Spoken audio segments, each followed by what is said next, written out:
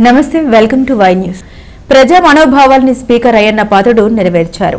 అనకాపల్లి జిల్లా నర్సీపట్నం 5 రోడ్ల జంక్షన్లో గల బాల వినాయక ఆలయాన్ని అయ్యన్న ఆదేశాల మేరకు దేవాదాయ శాఖ బాల వినాయక యోజన సంఘానికి అప్పగించింది. 50 ఏళ్ల కింద నిర్మించినటువంటి ఈ ఆలయాన్ని గత ప్రభుత్వం దేవాదాయ శాఖకు దారదత్తం చేసింది. భక్తుల మాట కాదని ఆలయాన్ని ఎండోమెంట్ స్వాధీనం చేసుకుంది. భక్తుల డిమాండ్ మేరకు తిరిగి ఆలయాన్ని స్థానికులకు అప్పగించాలని స్పీకర్ అయ్యన్న పాత్రుడు సూచన మేరకు బాల వినాయక సంఘాన్ని యోజన సంఘానికి సర్కార్ అప్పగించింది.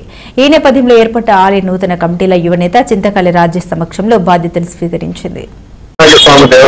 నర్సీపట్నం గ్రామం డిలీషన్లకు హాజరైన కౌన్సిలర్ మహబూబ్ గారికి, రాజేష్ గారికి, ఈ యొక్క యోజన బాల వినాయక యోజన సంఘం వారికి అందరికీ నా యొక్క హృదయపూర్వక నమస్కారం.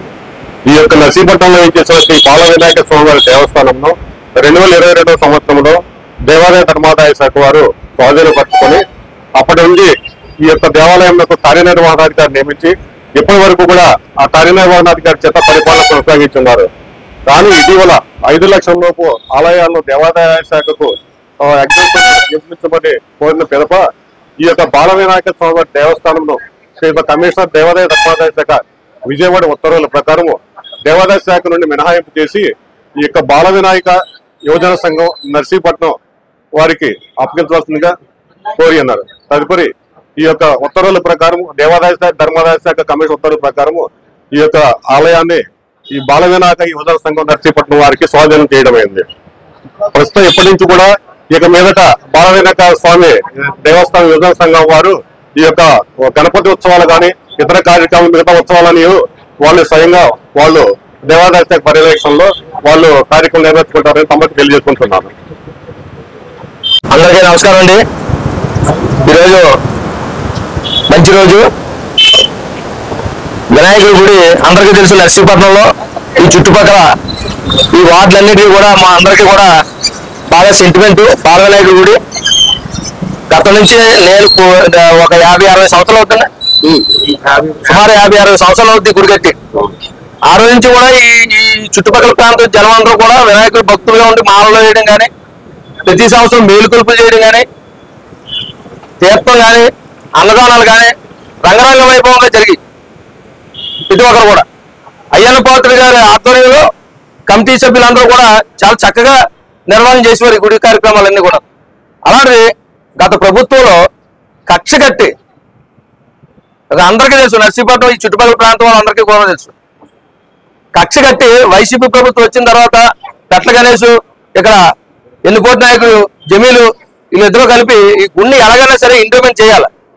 రూల్స్ కు విరుద్ధంగా 5 లక్షల రూపాయలు సంవత్సర ఆదాయం దాటకపోతే ఇంప్లిమెంట్ కలపడం లేదు. అయినా సరే అధికారుల మీద ఒత్తిడి తీసుకొచ్చి వాళ్ళిద్దరూ కలిపి ఈ గుడిని ఇంప్లిమెంట్ చేశారు. ఎందుకు చేశారు? ఇక్కడ అయ్యన్న పాత్రుడు గారి ఆధ్వర్యంలో ఇక్కడ అన్ని కార్యక్రమాలు జరుగుతున్నాయి. జనాలందరూ కూడా వీళ్ళకి సంఘీభావం ఉంటున్నారు. ఈ గుడి దగ్గర మంచి కార్యక్రమాలు జరుగుతున్నాయి. జనాలందరూ కూడా అయ్యన్న పాత్రుడు గారిని వాళ్ళ కుటుంబ సభ్యుల్ని పొగుడుతున్నారని ఒకే ఒక కారణంతో కక్ష పెట్టుకొని దీన్ని ఇంప్లిమెంట్ చేశారు ఈ గుడిని. ఆ 5 సంవత్సరాలు దోపదీప నైవేద్యాలకు కానీ, ఈ గుడి తాలూకా ఏ కార్యక్రమాలకు కానీ వైసీపీ నాయకులు కానీ ఆ కార్యకర్తలు కానీ ఎవరు కూడా గుడి ముఖం చూడలేదు. వాళ్ళు అనుకున్నది సాధించాలి. ఈ గుడి దగ్గరికి ఎవరు కూడా ఆ టీడీపీ నాయకులు కానీ, అయ్యన్న పాత్రుడు గారు అనుచరులు కానీ, కుటుంబ సభ్యులు కానీ ఎవరు గుడి దగ్గర రాకుండా చేద్దామని ఒకే ఒక ఉద్దేశంతో తప్పుడు పని చేశారు. ఆ పాలన తగిలింది. ఆ 5 సంవత్సరాలు కూడా ఇక్కడ ఇంప్లిమెంట్ హ్యాండ్ ఓవర్ చేసుకున్న దగ్గర నుంచి కూడా ఇక్కడ అన్నదానాలు జరగలేదు, మేలుకొలుపులు లేవు.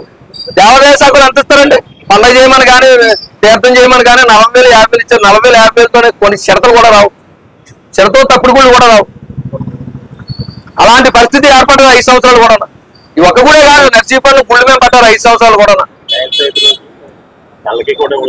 వినాయక చవితి రోజు వినాయకుడు మోయడానికి పల్లకి కూడా ఇవ్వలేదు అంటాడు. అంత ఇబ్బంది పెట్టారు.